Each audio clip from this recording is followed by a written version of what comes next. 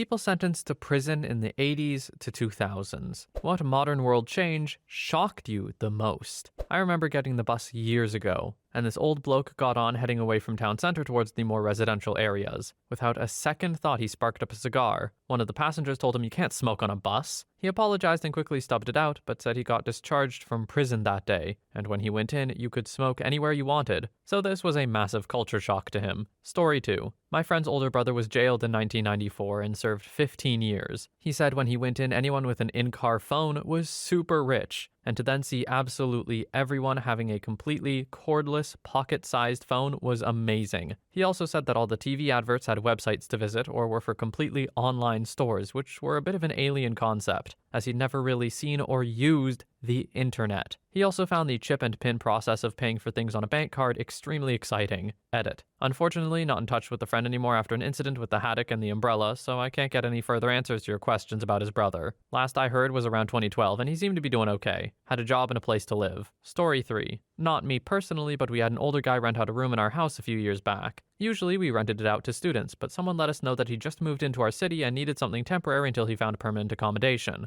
It was a bit frustrating because this guy would not use the internet to search for a car or place to live, didn't know how it worked, and didn't trust it. We tried to help him learn because we thought he was just old and stubbornly resisted technology, but nope. Turns out that he spent 11.5 years in maximum security prison after being framed by Washington police for murder in the mid-90s. Came out with trust issues and a dislike for the new internet. You know what? Trust issues after being framed for murder? That's fair enough, man. You've earned that. Story 4. I asked a friend what the hardest thing for him was readjusting to being free again. This is a roundabout of what he said. Closing doors. I'd leave the fridge open every time without fail for months. You're not allowed to open or shut anything for yourself, and I'd accidentally let the pets outside by forgetting I needed to close the front door someone else had opened in front of me. You forget the last one in rule, etc., and have to learn it all again. I asked him what the thing he found that he liked the most was. Candy Crush. Then he gets his phone back out and started playing again. 5 minutes later exclaiming, "They've leveled up," excitedly. So sweet. Story 5. My friend just came home 2 weeks ago, and I tried to prepare him the best I knew how for the excessive use of cell phones by everyone.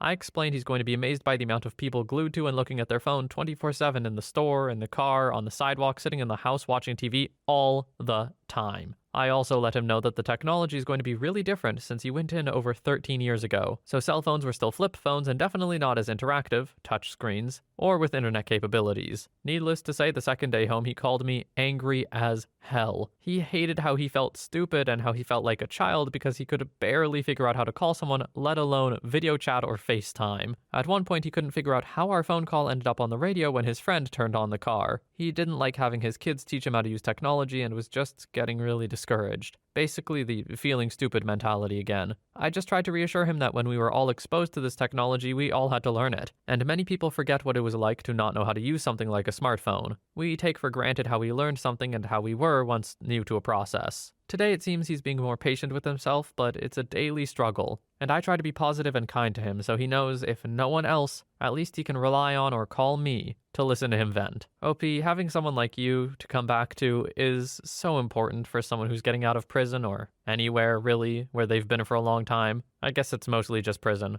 I was just trying to cover my bases. Anyway, what I'm saying here, OP is a champ. Story 6. No longer having to go to a friend's house to play video games together. And the fact that everyone has cell phones now means you don't have to go to a friend's house and hope they're home. Also computers. Everyone has some sort of computer in their home or access to one. I remember being told that I needed to learn cursive because all your papers are done in blue or black ink in cursive once you get to high school. My mom taught me cursive in 1st grade and I never ended up using it because my school started teaching us how to type by 3rd grade. Story 7. At college I bumped into a guy at a bus stop who did 20 years and had just gotten out last week. He struck up the conversation by talking about cell phones, and how it was that we could all talk with anyone by staring at a computer we would fit in our pocket. The concept baffled him. I had to explain the concept of why texting can be easier than calling. He told me that the thing that surprised him the most, however, was how awful it was to watch the news. He hadn't been able to watch TV behind bars, and so was amazed and disappointed at how partisan and ridiculous news shows had become. Story 8. My dad once hired a dude who just got out of prison to work with him for a day. He got in somewhere in the late 80s and was released early 10s. It was like 2 months after he got out, and my dad jokingly said to him, "I bet you were real surprised when you heard about Michael Jackson." He said,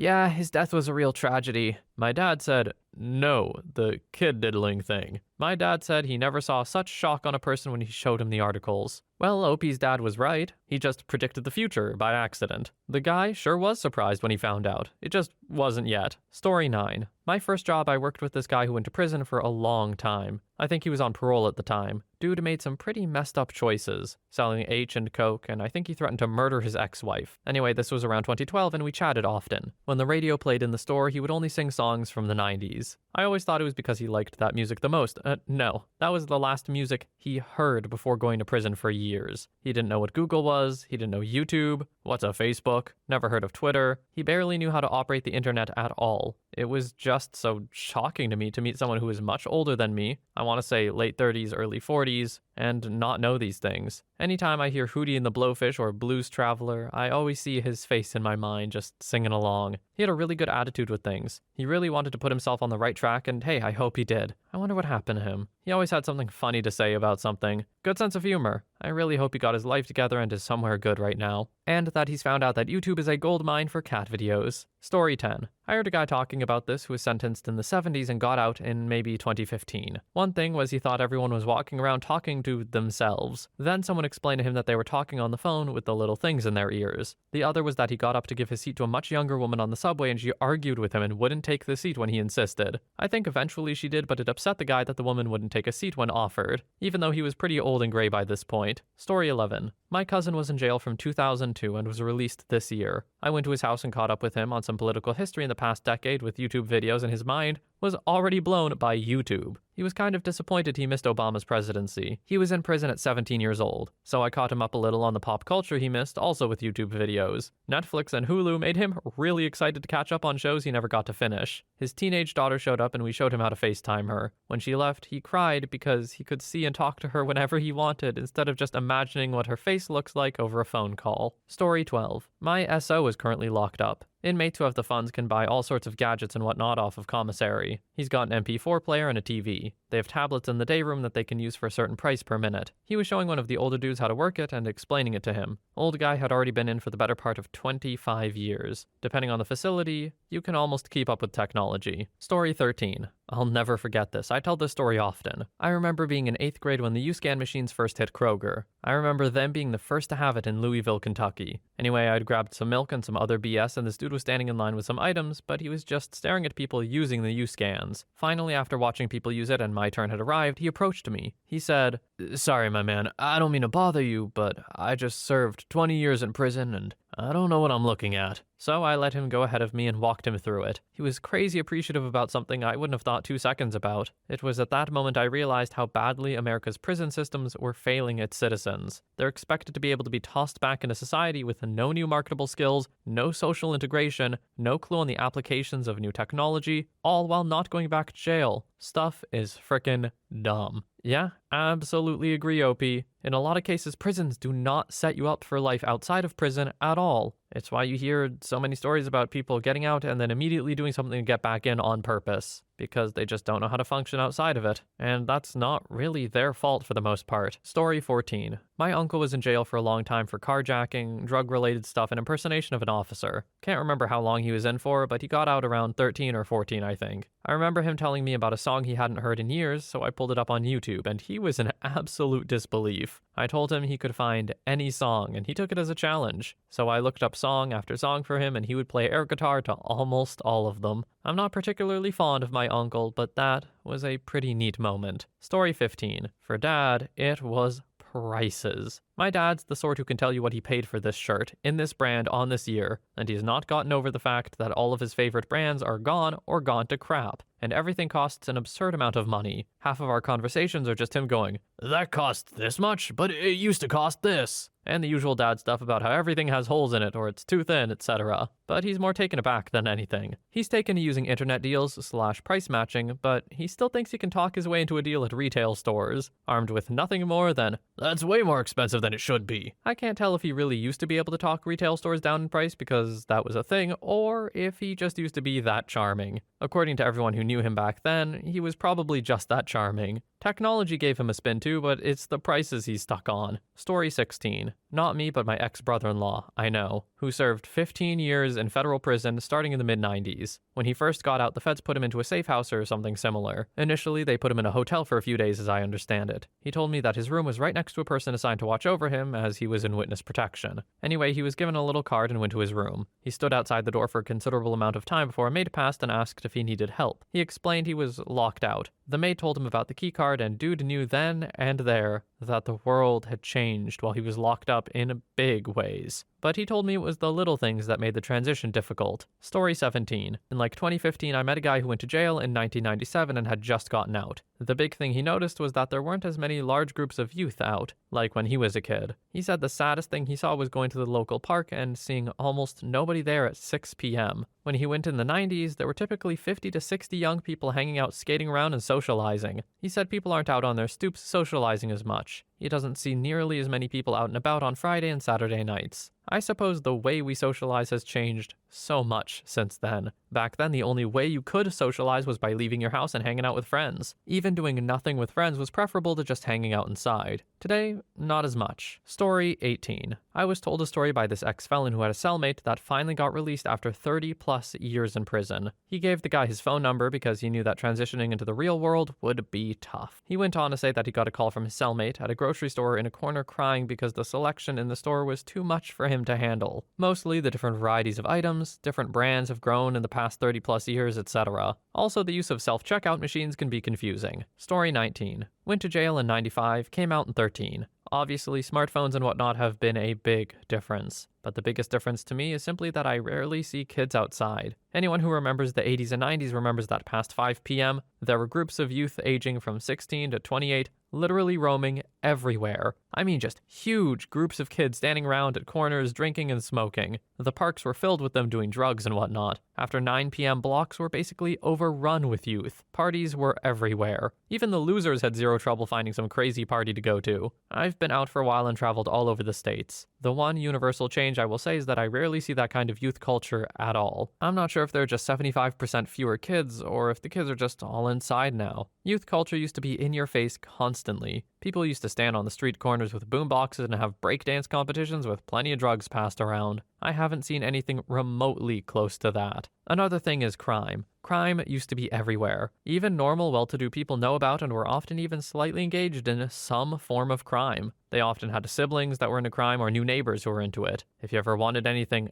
extra done that was illegal, there were guys you could go to. There was your normal life, and then there was your sort of underground life. Almost everyone had one, or knew plenty of people that were into it. I remember as a youth, me and my friends used to sell Lucy cigarettes and transport stolen goods from store to store for the seedy Italian guy on our block. In my early 20s, we used to help find guys to pay off landlords to let us throw parties on their rooftops. Everyone did this sort of stuff. That was considered kind of normal youth stuff back then. Today, something like that is something only a serious criminal would do. Like seriously, even our parents had their dealings with shady characters. Those are really the two biggest changes I've noticed. Yeah, when I think of this question, I do think of tech and like actual advancements and stuff more so than the social advancements or social changes. But that's a great point. I can't imagine how jarring it must be to have so many people out and about after a certain time and then to get out of jail and there's just no one. Streets are empty and you just wonder where all the kids are. Story 20. About 10 years ago, I was unemployed and went to one of those employment centers looking for a job for the first time in a long time, which ended up basically being a sort of internet cafe where you could use the computers to job search, create resumes, etc. I sat down by an older gentleman who just stared into the screen with his hands in his lap. An employee came by and asked if he needed help, to which he agreed. And he stated he had been incarcerated for like 30 years and had never even used a computer. She sat down and told him to use the mouse to move the cursor to an icon, etc., etc. This dude gave the mouse a sharp jab with his finger like he was pushing an elevator button. That slid the mouse across the mouse pad and onto the table. The look on the lady's face was priceless when she realized she had to teach this guy how to use a computer from ground frickin' zero. She was puzzled where to even begin. Story 21. I was in prison from 2003 to 2011. Wasn't really surprised by much of anything. Inside, we watched television every day and the commercials prepared me for the technology. I had the New York Times delivered to my cell phone /cube daily. We had radios, news, BBC, NPR, etc. Smartphones really weren't that difficult to grasp. I came of age during the early internet era, so smartphones were just mini computers with touchscreens. If anything, technology is more user-friendly than it had been before I went away. You see, it's not the technology that's difficult to adapt to, it's the people. There's a prison culture, and once you adapt to it, you learn to respect and even appreciate it. You see the same people every day, and it's a tense, testosterone-driven environment. Negotiating the unspoken rules means understanding the importance of showing respect without showing fear, and the only way to do that honestly is to get in touch with yourself, to overcome your insecurities, to quiet your righteous anger, to develop a sense of when it's time to move out of the way and when it's time to stand your ground. This culture forces you to become a man among men, coming home to a society of selfish, arrogant, disrespectful, self-assured adult children who glorify their minor struggles on social media and perpetuate this culture of self-identified victimization was and continues to be difficult. In prison, not only will you not be celebrated for your so-called courage in aggrandizing your victimization, you'll be mocked for not handling the problem like a man. Out here, it seems almost a contest as to who can cry the loudest and blame the most. In my personal life, the same people crying wolf and routinely shifting blame are the ones who dismiss me as a human being because of my prison experience. Ironically, my prison experience is the same reason I dismiss them, and so I feel a chasm has grown between the man I became in prison and the culture I came home to as a 32-year-old adult. And every time I sense someone of relevance in my life dismisses my opinion, subtly condescends me, gossips about me just out of earshot or whatever, I feel that chasm grow. You know, I get that you have to learn to be a certain way in prison, but I think OP is making a mistake here. Not to say the crying over the smallest things and glorifying victimization and stuff like that doesn't exist. I think that happens too. I think there's a middle ground though, because what OP is describing I also don't think is a healthy way of dealing with things either. That's just a constantly hostile environment where your guard is always up, which is exactly what you have to adapt to in prison. Fair enough. There's a time and a place for everything, right? But I think OP sees that as the right way to be after getting out, and I would just caution against that personally. Story 22. I only served a couple months back in 2015. I was released alongside a man who was in for between 20 to 25 years. I forget exactly, but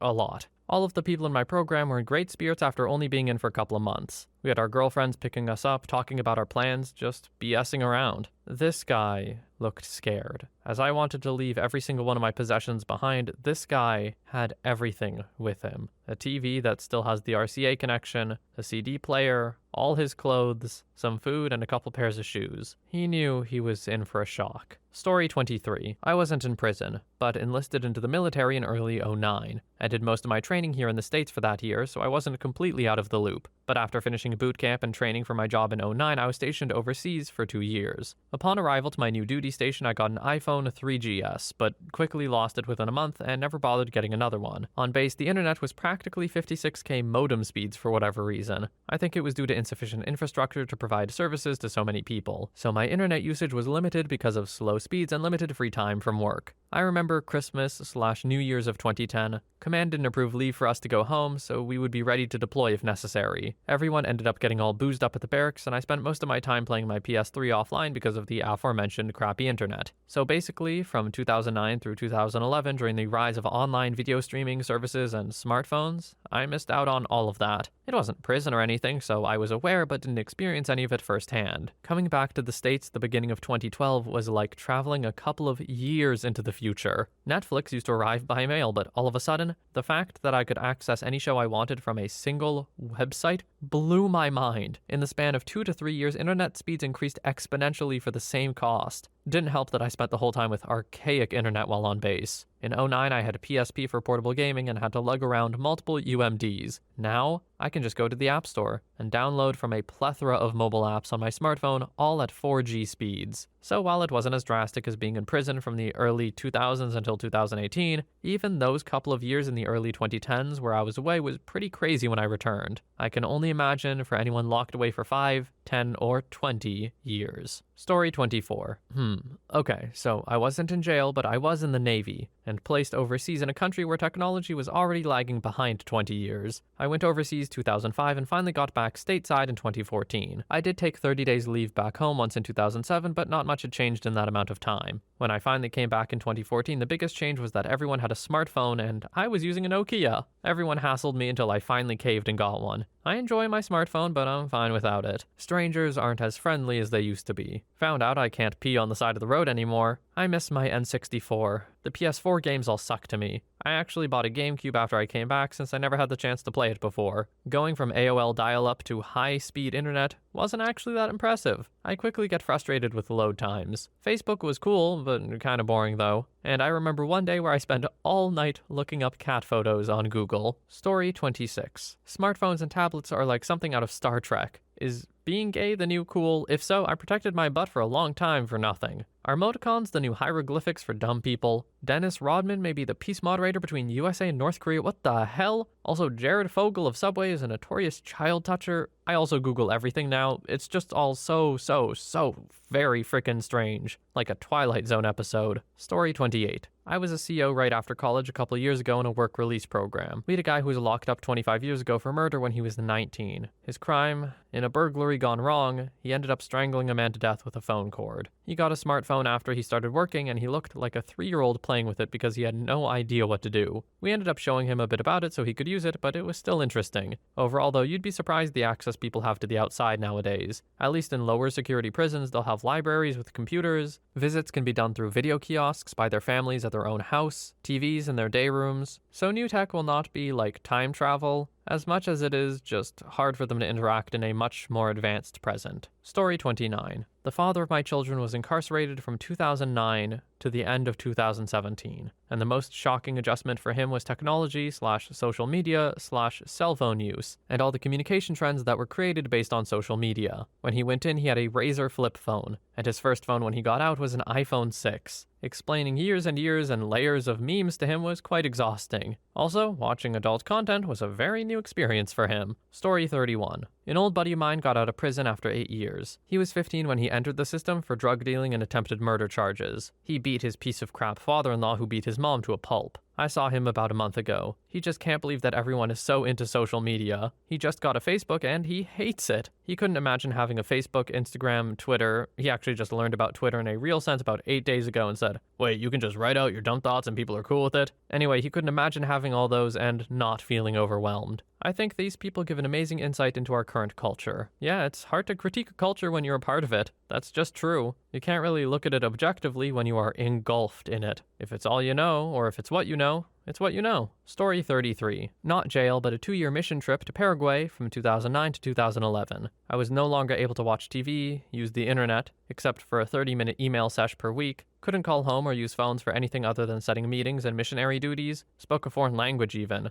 Overall, it was a retreat to a much more primitive way of life while the world passed on. Things I learned about upon returning. Who Justin Bieber is. I think I missed the height of Bieber fever. I had a cell phone before I left, but only the super rich kids had smartphones. iPhone 3G was really the only one out there. When I returned, the iPhone 4 had grasped America and changed every expectation. I felt like I was in the future with that in my hand. The simplicity of using the internet was now as quick as pulling out my phone, something I remember scoffing about when I first heard of smartphones. Dubstep was a foreign and absolutely shocking sound, having just returned from a very quiet and spiritual lifestyle. I honestly thought immediately about how stupid and crazy the world had become for loving this stuff. That being said, I warmed up to it, and I still enjoy it on occasion. The huge song at the time was Party Rock Anthem, and that was an abomination. Another big one I had no clue about was the tablet. The iPad and iPad 2 came out in America while I was gone, and I had no clue what to do with it. Come to think of it, I still wonder what it really does that makes it so different from a phone or a laptop. The last interesting thing I remember was that upon returning to the US, I went to buy a bunch of new clothes since I was no longer dressing as a missionary, shirt and tie. Since all I had known for 2 years was the fashion of Paraguay, which is pretty different, I had merged it with my 2-year-old American fashion. I went to a Nordstrom rack thinking I knew exactly what I wanted. Skinny jeans, this was 3 years after I finished high school, and there was this really simple looking boot I had seen many of the more impoverished kids wear in Paraguay during the winter. It was a working boot, likely made in Brazil from scrap leather and very chunky rubber soles. I liked it because it got so beat up in the dirt and mud, but it kept on trucking. It really felt like a humble shoe. The poorest people had these. They were enough to survive with. I figured it would be a memento of the ones I loved in Paraguay, even if everyone in America thought they were ugly. I was very surprised to find it on the shelves of that Nordstrom. The same shape and style of boot I'd seen all the poor kids wear in Paraguay. I found a pair that were made by what I remember to be kind of a grandma brand, like orthopedic shoes or whatever. When I went to buy them, the cashier said, no lie, "Oh, I love these. This is the boot of the year." Story 34. I met a guy in the early 2000s who spent most of the 90s in prison, as he accidentally murdered a guy in a drunken bar fight. Once during a transportation to a different prison, they stopped off at a place with a bathroom off the highway. A guard accompanies him to the bathroom but didn't go into the stall. The guy does his business and can't find the flusher. He's thoroughly perplexed and is like tapping around the toilet trying to figure it out. The guard gets suspicious and asks what's the holdup. The guy was like, I can't figure it out. The guard tells him to back away from the toilet and it'll flush on its own. The guy thought it was frickin' magical, and the guards teased him for it for the rest of the journey. Story 35. Not jail, but over a decade ago I used to have a very social, outgoing customer service job. I had to have conversations with people from all walks of life, and I could very easily start a conversation with anybody, even when I wasn't at work. I left that job 10 years ago. However, I still have the skill to talk to random people, but people are becoming more and more taken aback when somebody unexpectedly says hi or greets them. People are just becoming more isolated. Story 36. My uncle went to prison in '95 right before I was born, and got out around 2013-14. He became a trucker because he wanted to see the country after being locked up for almost half his life. My mom gave him a tablet and downloaded music onto it for him, and he couldn't believe how much you could store on there. The only problem was, he didn't know how to put it on there. So every chance he would get, he would non-stop ask me or my siblings to download music for him. I was about 18 at the time and didn't have time for my uncle that I didn't know. I would get annoyed. I wasn't close to him for a couple of years. Unfortunately, he was shot by a white man who thought my uncle looked dangerous. My nephew and sister-in-law were in the car. Sorry for the long post, I just really miss my uncle and think about all the time I wasted. Story 37.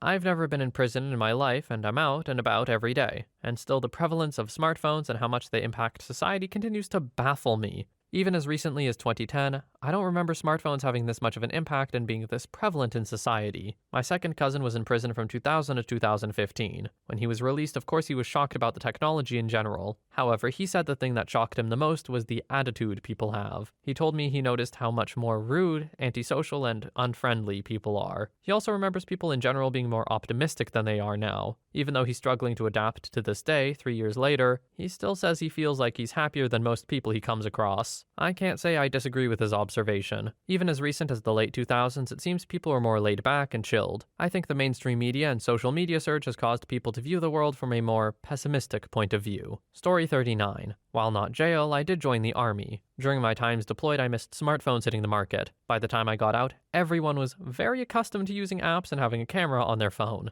The smartphone still feels like a toy, but people treat them as a serious tool. Before, everyone on the internet was out to hurt you. Now, my friends are hitchhiking and finding random people to bang with zero effort towards self-preservation in mind. I can't imagine being like 14 years old right now. What a minefield these phones can be. You know, just growing up, I remember that sentiment too. The internet is a dangerous place. Everyone's trying to hurt you. Just be careful. Nowadays, no, get in a car with a stranger. Realistically, I know it's because moderation of that sort of thing has really gone up and it's a lot less like the Wild West now. But still, it is an interesting shift. Story 40. I rode a Greyhound about 8 years ago. It was fully booked, so got stuck with whoever sat next to me. It was a Lexington, Kentucky to Chicago, Illinois bus with a layover in Indianapolis. I chatted with my seatmate. It was 2013, I think. He says, "My buddy owed me." He implied that violence would be part of the equation if he didn't get paid, by the way, and paid with this phone. He said I can use it like a computer. I told him that was basically true, but that was an Android and I barely understood my iPhone. When I couldn't help him with more than alarms, we moved on to books. He read a lot in prison. We shared a favorite book, American Gods by Neil Gaiman. He felt the book was about reclaiming white culture and asked if I've ever looked into my white heritage. We were the only white people on the bus and I wasn't trying to start anything. So I said, yeah, Norse mythology and English/Irish history is very interesting. I ignored the fact that the protagonist of our favorite book is explicitly mixed black and white, and the book also includes immigrant stories as a way of progressing in the narrative. He got off in Gary, Indiana, and I never saw that racist motherfricker again. But I can't figure out how he thought a half-black man who doesn't deny his heritage, though he is uncertain who his father is and if his father is white, was a role model for white history. Story 41. Not sure if this counts, but my friend was involved in a very bad car accident during 2005 and had gone into a coma for a long time, after which he was at a village home for his rehabilitation process. Things he was fascinated about when he came back to the city were net speed, ordering food online, Amazon, college handing out notes in USBs, controlling your AC, TV, and home theater system through your mobile. Oh, and don't forget Counter-Strike skins and their value in real world, and Tinder. Finally, he can see the hot single in 1 mile of his area and not be scared it's a virus. Things he was irritated about. How most of Xbox and PC games are not discs and had to be downloaded and updated regularly just in case he wants to play. Petrol prices. Majority of the people driving cars with one hand on the wheel and other on the phone constantly. Food, and how small things in it he liked were totally changed. His favorite restaurants weren't his favorite places anymore. And not to forget, kids' meals give crappy toys now. And there are no games from your cereal boxes or collecting caps from Pepsi bottles to win stuff. Story 42. I was in prison for 4 months. Nothing much really changed in that time, but the things we take for granted out here on the streets is crazy. In there, I wish I could access Google or even hear from loved ones readily. They have JPay now, inmate messaging app, and it's a good way to keep in touch. Another thing is not having to pay for phone calls that I took for granted. I'm so glad I'm out of there. Prison/jail costs families so much just to hear their voice, it's crazy. And last but not least, having the freedom to do stuff. That was the biggest thing I missed. Story 43. McDonald's screwed me up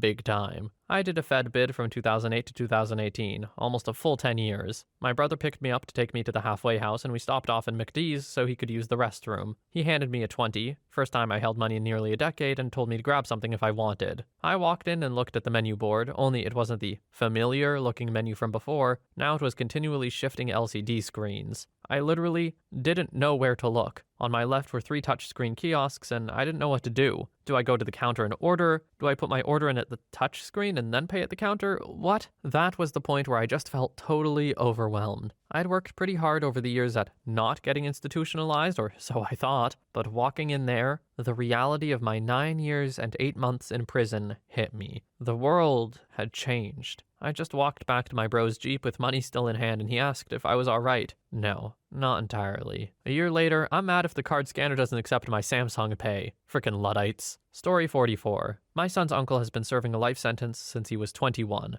1998-ish. We sent him money for an iPad and he was completely, utterly shocked. Everything from music to books have changed a lot, as well as clothing and fashion. But the iPad and the ability to download apps and music was really shocking. I can't imagine how he would adjust if he was released. He's fighting his appeal still. The crime? Well, a magistrate's father-in-law was shot through his front door. A bullet grazed his wife's wrist. The man died, but from a heart condition unrelated to getting shot. He was just in the hospital for CHF. They never recovered the murder weapon. There were 3 people involved. One was 17. The 17-year-old was recently released after the Innocence Project took his case. The 17-year-old was interrogated and beaten for hours without parental consent, and the DA withheld a psychological evaluation that said he could be reformed by 21. The report, if admitted in court, would have meant the 17-year-old got a juvenile sentence and would have been released at 21. The 17-year-old statement was used to prosecute my son's uncle. There was no physical evidence, and none of the witnesses could see the 3 men because they never opened the door. The guy who died was already about to die from a heart problem, and I'm pretty sure my son's uncle is autistic. He pled guilty to murder while he was in a mental health inpatient facility. He's been appealing for 21 years. I email and talk to him, and we visit every few months. It's a huge process to visit, and it's really invasive getting patted down and searched, and we're not allowed to hug or touch him during visits. So it's weird thinking he may not have been hugged for 20 years. Story 45. I did an internship at a re-entry/halfway house and met a guy who was a few months out after serving almost 40 years. Dude got locked up when he was 18 and never used a computer before. Anytime I mentioned going to the computer room, he was right there asking questions and trying to learn how to use modern technology. His girlfriend bought him one of those cheapy prepaid smartphones you get for like $20, and oh my god. You would think someone gave him some sort of cutting-edge, top-of-the-line device. He was so proud of that thing. He showed everyone and then asked them to help him learn how to text. I hope he's doing okay these days. Story 46. I only had a few months, but 9/11 happened while I was in there. This was in the South during my late teens. My community seemed much more galvanized when I got out. Friends that were into the punk and anarchy scene were now very patriotic. Also, I noticed it was quickly commercialized. Flags, stickers, decals, koozies were for sale on the side of the road. And then there was the Islamophobia. When I was there, you had the choice between a Southern Baptist service or Islam class. I found out the imam was much more intellectually stimulating than the pastor, and began attending those, because it was something to keep the mind occupied.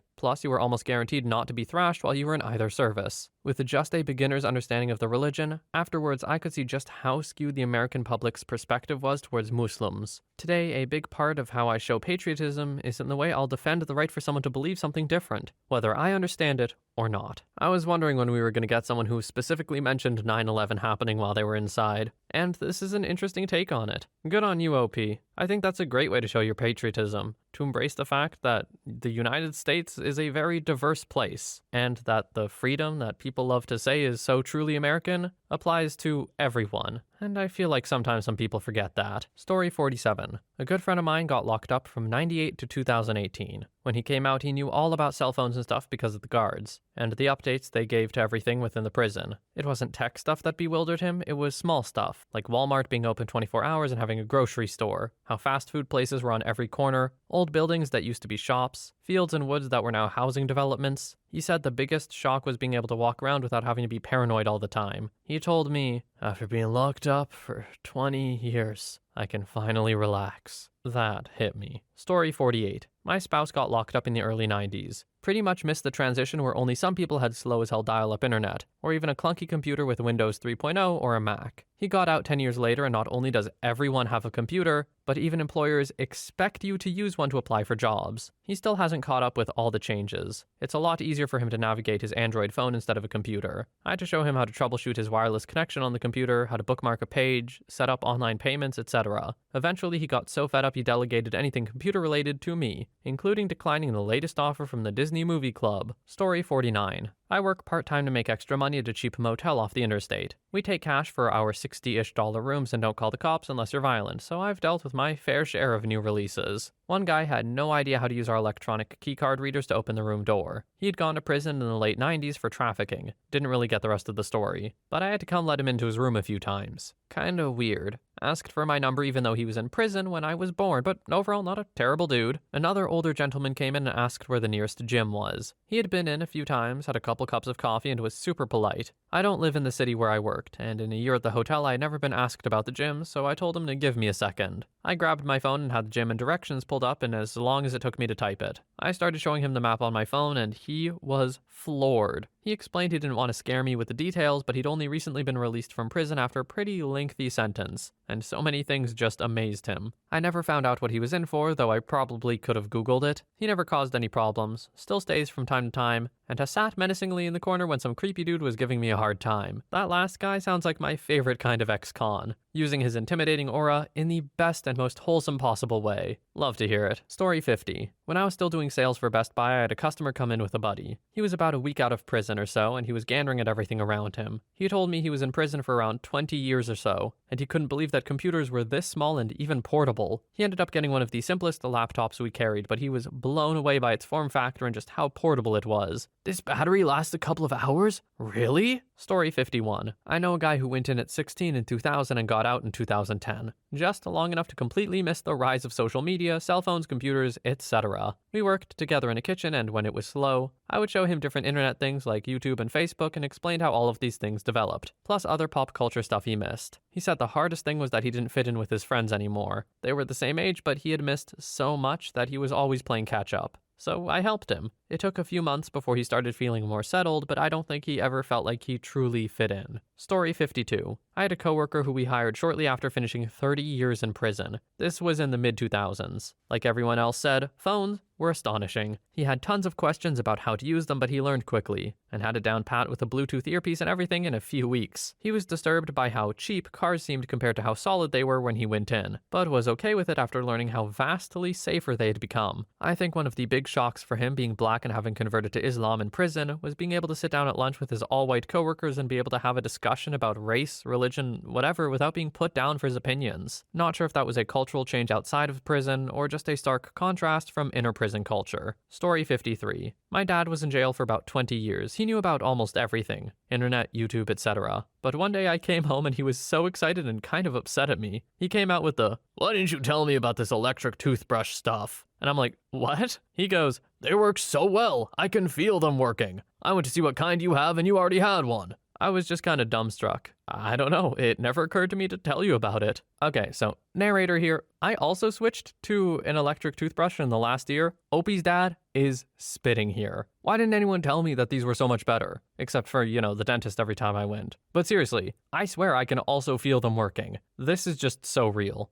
Story 54. I was on the train going toward Dallas and this dude sat next to me. Told me he was locked up for 10 years and he was on the way to his family's new place. Asked to use my phone. He discovered the internet on it and I let him go to town to blow his mind. Get my phone back and it's nothing but tabs of adult content. And him asking how to link up with this chick from Adult Friend Finder and how she's in the area wanting to bang. He was super disappointed learning it was fake. Story 55. Everything is completely different. I did 7 years for drug possession. The system is flawed, but that's another story. And you can't imagine how much people change in that time span. Almost everyone that I knew went on to live completely different lives and pretty much forget that they were even a close friend. It's heartbreaking. I didn't choose addiction and no one around me knew much about it. I was force-fed opioids by the small-town doctor that wanted to keep me on the football field. I know many families have been devastated by the greedy, lying, manipulative pharmaceutical companies making billions off of what used to be very good people. Anyway, another story for another day again. The tech industry moves so fast and social media does the same. When you get out,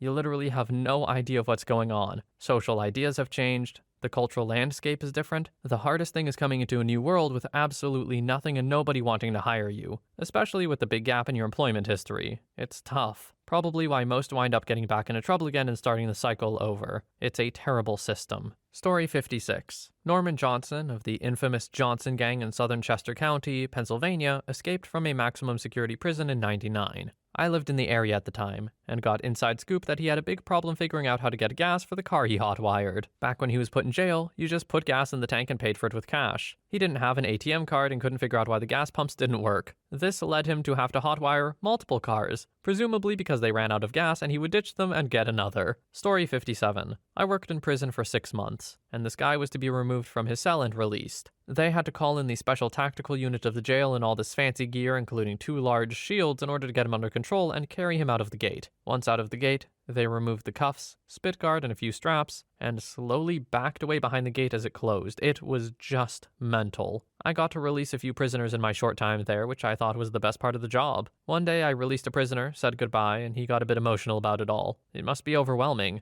An hour later I went for a quick lunch in the local McDonald's, and the guy was there. Frightened, I made a mistake and was there to pick him up. He said he didn't want to go back in. Made me laugh a bit. Story 58. I remember being on a connection flight a few years ago and the gentleman who was sitting next to me obviously had just touched down recently. I didn't pick up on it, but we made small talk and he was asking about stuff that I was able to do on my phone, such as apps, games, watching movies, pictures with filters, everything. He had never seen anything like it, so me being the way I am, asked. He just said he made a poor choice and paid his debt to society. He was on his way to see his daughter. It made me wonder if there are programs for inmates who have been locked up who are released, like common stuff we have knowledge of but they might not have knowledge of. Using an ATM, getting cash back, sending texts, using a gas pump, starting vehicles. How about TVs? How to get inside your property? Are there programs to help out with this transition? Story 59. Not me, but my mom was in prison from 2005 to 2010. One thing I've always noticed is how she essentially stayed the same person mentally and emotionally, 22, but came out nearly 30 with no career, work experience, and no education aside from a GED. The biggest things for her were smartphones, how social media had changed, and most notably was how her children changed. When she went in, Facebook was a fledgling site, not a social media giant with an app on a phone. MySpace was still going steady, and she still acts like a teenager on social media, and it makes me cringe. Even though my mom got to see us nearly every 2 weeks, it was still a really hard transition to realize how much we had grown. I was the eldest, nearly 7 when she went in, and almost 12 when she got out. She treated me like a 7-year-old until I was 15. 4 p.m. curfew when school let out after 3, and there's a bike ride home for 20 minutes. I needed parental permission days in advance of going to a friend's house. Basically, I was socially stunted by my mom because of her prison sentence and the psychological effects. Story 60. I've never been to jail for more than 12 hours, but I was a submariner for 6 years, and smelling fresh air for the first time in 60-plus days was phenomenal. Seeing vegetation of any sort was a welcome sight from haze gray colors. Breakfast made from real eggs was wonderful since we resorted to fake eggs rather quickly after departing from port. Same thing with fresh fruit and veggies. Within days of leaving from port or a BSP, resupplying out to sea, fresh fruit was a luxury. Sleeping in my own bed that actually fit my body size and wasn't made from 2 pieces of thin cotton was amazing. When out to sea, we had to share 2 beds, racks, between 3 people. Do the math. It doesn't work. I would gladly welcome prison. At least I would get to see the sun and have my own bed every night. OP, I would be careful what you ask for here. I am not certain that you mean that. Sure, a submarine sounds pretty bad, but there's a lot more to jail than just, being there. I think you're underestimating this a bit, buddy. Story 61. I volunteered in a prison in college, and was working alongside some inmates who had been there since the late 70s/early 80s. We were reading through a bibliography of an academic article, and one of the guys says to me, "So you're saying that if you read this article on the computer, you could just click on this reference and it would take you right to it?" The links weren't underlined, so I said, "Well, you can paste them in your browser and it'll take you right there, but essentially, yes." He replied with, "Wow, can you even imagine?" Basically, inmates can use computers for limited word processing, but no internet, so this is all new. For context, most of them just use typewriters or handwrite their class assignments. Story 62. My real dad was locked up for 18 years and got out of prison in the early 2000s. He had no idea that we didn't use Walkmans, cassettes, boomboxes, that hairbands were no longer cool, and we all had computers. He did not know what a cell phone or DVD was at all. He was so shocked by the wardrobe changes and the 80s hairstyles not being cool anymore. I could go on and on with what had changed and how long it took him to be able to use certain items. Story 63. I used to volunteer at a place that provides low-cost housing, and many of their customers were felons who had been inside for a long time. I taught basic computer literacy, and the number one request was setting up an email address so they could use it to stay in touch with relatives. Most of them had never used a computer before, and they had to learn what a cursor was, what a mouse was, what clicking was, etc. I learned during that time that Yahoo has a timeout on their email sign-up page, and I had to start filling in a lot of the info for my clients so the page wouldn't time out. Story 64. Oh man, let's go back to 1999. My best friend's uncle was incarcerated for doing drugs when he was about 1 year old. Since then, they still kept in touch and actually had a decent relationship up to when he was released. After 19 years of labor and rehabilitation, the uncle got his act together and was a changed man. The two of them had their own bonding day with me as a tag-along driver. We were practically brothers and I was the only one with a car. When he saw the world, he was so surprised at how much things have changed. He was especially dumbfounded at how technology advanced. So much that he thought he was in Back to the Future. Being the tech nerd I was, I ended up showing and explaining to the dude how much tech had changed from smartphones to video games.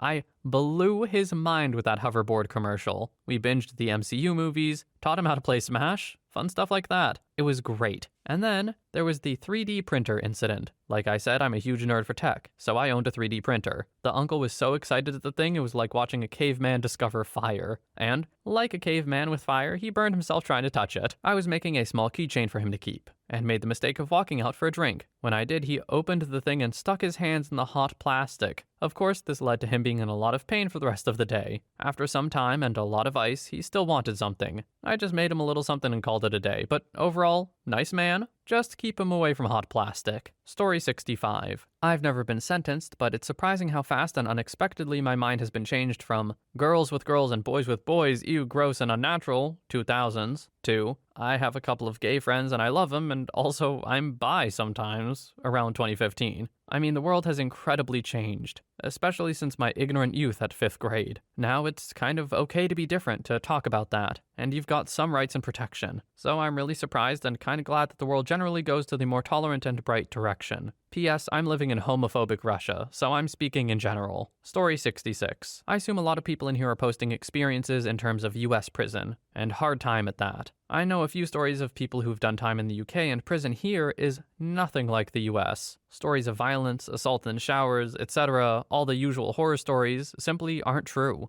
The odd altercation, but no trouble unless you look for it. The main issue is boredom if you're clean and drugs if you're an addict. And more come out than go in, so I've read. But what does surprise me is that in the UK system, stuff like mobile phones are rife. Most cells have TVs, certainly in lower category prisons, CCAT and DCAT, and for prisoners with enhanced status for good behavior, many even have game consoles and whatnot. There are computers in libraries too. I don't think there's internet, but if there is, it's extremely restrictive. So even on a long stretch, unless you were holed up for like 20 years at the HSU, High Security Unit, basically our version of Supermax, then you'd be well aware of modern tech, inventions, popular culture, etc. Story 67. One of my coworkers was sentenced to 15 years in 2004, and he got out about 6 months ago. He was shocked by the amount of homeless people living in our town now. There used to be maybe 100, but now that number is around 2,000. The reason for this is that in the early 2000s, the only people who were homeless in my area were people who wanted to be homeless or people with really bad drug addictions. Jobs are so easy to find here that it's almost unheard of to spend more than a month looking. But in the last few years, people have started, for lack of a better term, shipping homeless people here. That may sound crazy, but every single day, 2 or 3 homeless people get off a train at our train station and tell people that someone gave them a train ticket and $50 if they just move to our city. Nobody really knows why people do it, but it happens nonetheless. Story 68. Back when I was still a cashier a few years ago, I got a 40-ish guy walk in and ask for anything I could give him, saying that he just got out of prison, and he didn't have any money. We had plenty of leftovers because it was a donut shop,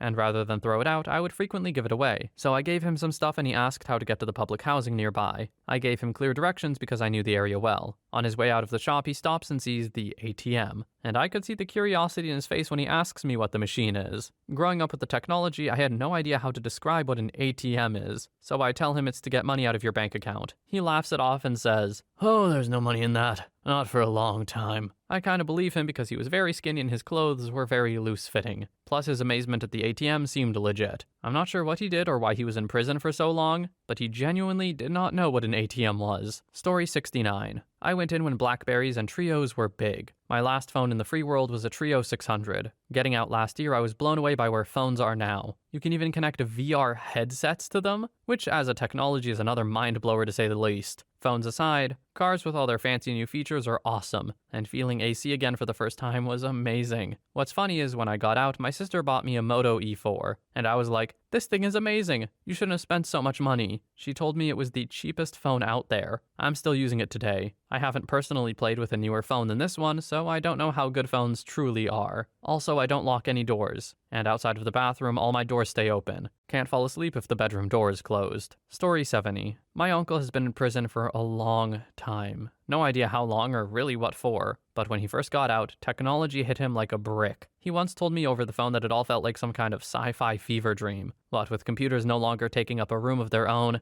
and phones being the size of a pack of cards. He damn near lost his crap when I told him about VR, 3D printing, and the SpaceX Mars colonization program. Look, I consider myself pretty tech savvy. 3D printing still kind of blows my mind. Well, maybe not blows my mind so much as I just think it's really cool. Anyway, I don't need to give my input. I have not been in jail. Anyway, that was our last story for today. In summary, it seems like technology and also just less kids. That seems to be the general gist of it. But it was cool hearing all of the individual takes on everything, and hearing exactly which parts of new society interested which people the most. Also, straight up, I had to cut out like 3 stories that I was about to read because I'm like, nope, this is just a quote from Shawshank Redemption. Wish people would stop doing that, to be honest. Anyway, for now, thank you so much for watching. I hope you have a wonderful day or night wherever you are, and I will see you in the next one.